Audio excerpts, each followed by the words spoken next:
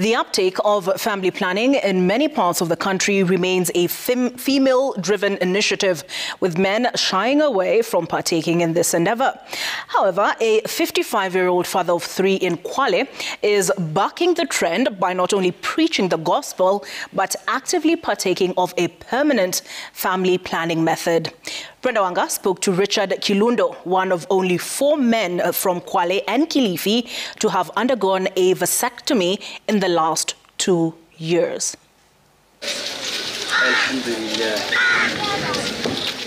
It is clinic day at Lungalunga Sub-County Health Facility, and a sprinkling of men are accompanying their wives as they bring their young ones for their vaccinations and antenatal care. We have some camps like this year. Stephen is amongst those who make this trip with his young wife to ensure that their 3-week-old daughter has her routine checkup. But beside that mandatory check, they are here to access family planning services for Wanza. Fundi garage. Na nilionelea mapato wangu madogo na watoto wangu bado wako wawili, lakini kaona mapato wangu madogo sitaweza kuamudu kumpeleka shule. Huyu mwingine naye amefikia nipeleke shule, ndio inabidi nipange uzazi na mke wangu, tulielewana. Stephen is one of a handful of men who are actively involved in planning their families. Most of the men, however, often opt for short-term family planning methods like condom use. Richard Kilundo is one of 2 men from Kwale County who chose a more permanent family planning method, vasectomy. The practicing nurse at this facility and father of 3 grown children says this decision was a no-brainer for him. After my firstborn had a kid, and I thought, now this is not the right time for me to have a kid. That kid that I will have after my firstborn, my first grandson or granddaughter, na mimi nipate mtoto baadaye. Alafu anakuja kuita ndugu yake, anakuja kuita mjomba wake ama nani yake na ni mdogo kumliko. Nikaona hiyo haiendi sawa. It has been 3 months since he underwent the procedure, and he says he has no regrets. No, I don't regret. I don't regret. Because ningekuwa sijachukua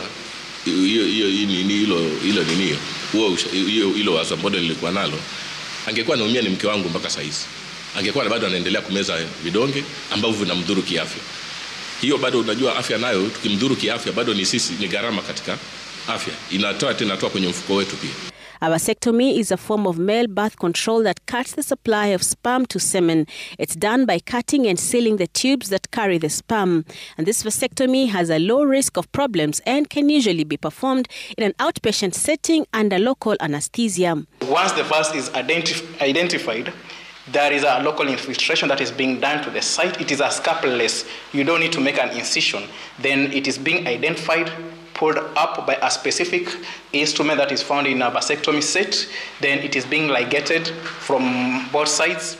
Once you ligate both sides, you cut. While it is a relatively simple procedure, not many men have embraced this form of family planning.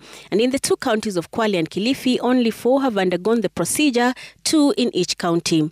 Reproductive health practitioners say culture remains the biggest hindrance in the uptake of the same. For vasectomy, a lot of social, cultural factors surround that particular method. Some men have spoken and said, how will be my performance? My sexual performance, will it be affected by the fact that I have had a vasectomy done on me? And so there's that aspect, the fear, fear of unknown. How will it be after this is done? Is there something that will be taken away from me? Richard says this is not a point of concern, at least for him. Oh God. Biashara inaendelea kama kawaida. Biashara inaendelea kama kawaida. Hakuna kilichopungua. That reassurance notwithstanding, less men are recorded to have undergone the process. The Kenya National Bureau of Statistics Economic Survey released in 2024 indicated a downward trend in the number of men seeking these services. The data indicated that only 389 male clients sought vasectomy services in Kenya in 2023, down from 658 the previous year. Reproductive health advocates say more needs to be done to get men to buy into this method of family planning so as to ease the pressure on the women who may not be compatible with some of the methods on offer. It is an African setup that women are there to give birth to children for the man. So that one, that mentality, that thinking, it needs to be tackled and it needs to be erased from the minds of my colleagues, okay, as men. So, and we are doing that through the advocacy. Brenda, Wanga, Citizen TV.